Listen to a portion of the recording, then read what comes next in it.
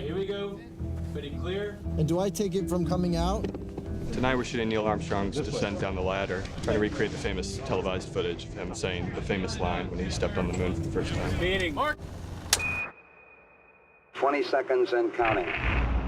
We arranged it so that I was able to hear the original comms of Buzz talking to Neil or Mission Control, and we created spaces so that I could say the lines in between. That's one small step for man, one giant leap for mankind. I'm at the foot of the ladder. The surface appears almost like a powder. Ready. Bring in the iPad for playback. Yeah, great. It's this iconic moment in history, and so we felt a lot of pressure to do it justice and to get the details right.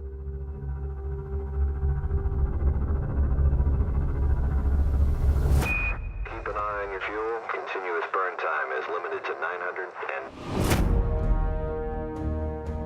Very surreal to be walking down the ladder, hearing those voices, saying those lines in this suit. Okay, I just checked, coming back up to that first step, Buzz. It's adequate to get back up. Breathing the oxygen that the suit's providing. It's very hard to explain. Apollo 11, Houston, we are go for undocking, over. You saw firsthand how amazing it is that they pulled this off with the technology that they had. The one real hiccup in the lunar descent were these computer alerts, these 1201 and 1202 computer alerts.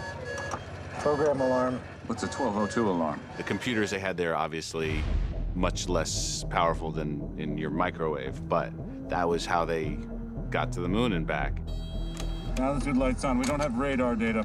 They had left a switch on, a radar switch on, and it just overwhelmed the computer. They were descending from lunar orbit down to the surface, and... Roger, we go on that alarm. The alarms were blaring, and basically what people realized later was that the computers powering the LEM as it went in for landing just couldn't handle the amount of information. Suddenly, their computer was not helpful in piloting them down to the surface. They had to do it manually. And then, of course, when they get closer to the surface, the landing area was much rougher terrain than they were expecting.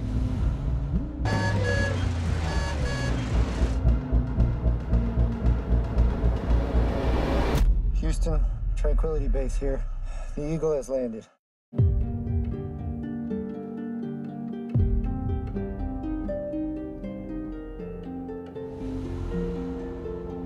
We'd had the idea, instead of shooting the moon on a stage, to shoot outdoors and shoot at night. Nathan creates this beautiful moon set, and the set is enormous. This is my first time landing on the moon, so you always go, well, we need a cement works or a quarry. The quarry was the obvious one for the moon, but we need a great quarry, which is kind of rare. The locations actually found me a great quarry. Practical working quarries are usually don't let you through the door. They were willing to sculpt the landscape to our direction to look like the moon.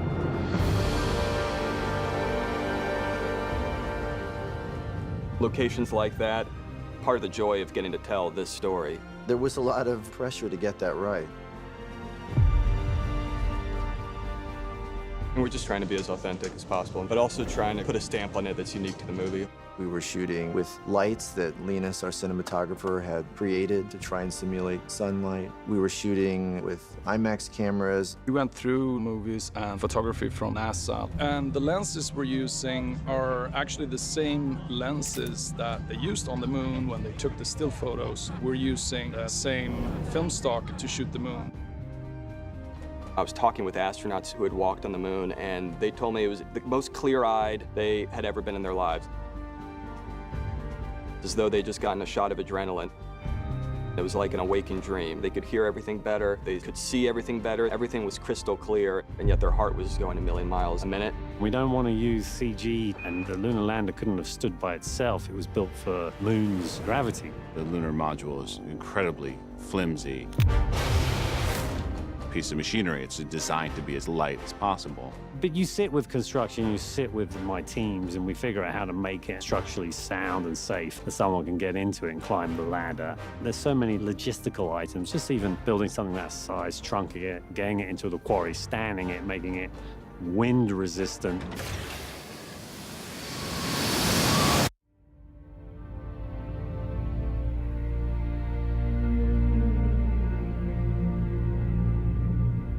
some ways, that sequence, because it was so well documented, there was a lot of material there to guide us and to refer to. The natural challenges we've had is that it suddenly started to snow, and it's been very, very cold. On this moon, it's quite cold. The real moon, it varies between super hot and super cold, so maybe a little hostility of the elements is appropriate. It's never about just the technicalities of it. It's all about making the audience feel something.